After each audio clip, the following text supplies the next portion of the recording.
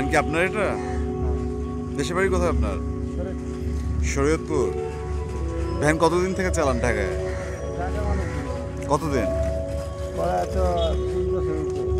1 বছরের উপরে? 20 বছরের উপরে। আচ্ছা, ভ্যান কি আপনার নিজের? রাত্রে কি এখানে ছিলেন? সিস্টেমটা কি এখানে? রাতে থাকার কোনো রিস্ক নাই?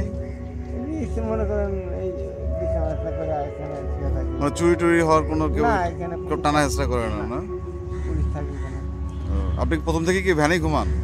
না যতদিন থেকে ভ্যান চালান ততদিন থেকে? না, তাহলে এই বাড়িতে রেখে এসেছিল সবাই, বাড়িতে ফ্যামিলি সব গেছে গাড়ি এখানে আসলাম। তো বাড়িতে যাওয়ার পরে মানে আমি একা বসে বাড়িতে।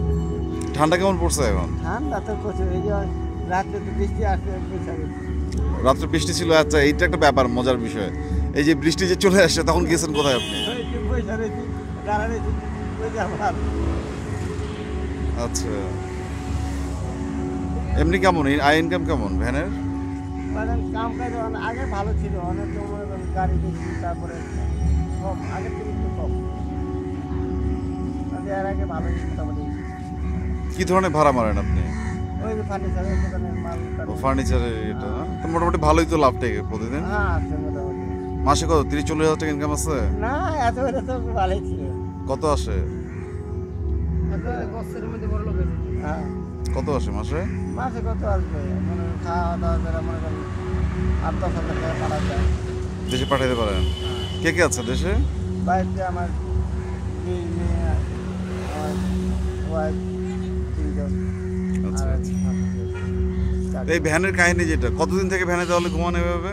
তারপর তো হোটেল ভাড়া বা মেসের ভাড়া তো বেঁচে যায় ভ্যান, বাইকে গেলে তাই না? বাইকে গেলে তো কষ্ট তো আর যায় না। কষ্ট তো করতে হবে, টাকা বাঁচাতে গেলে কষ্ট করতে হবে না?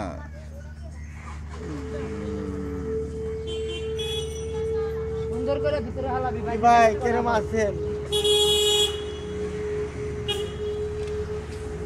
আমি তো বুধবার দিন আসছি।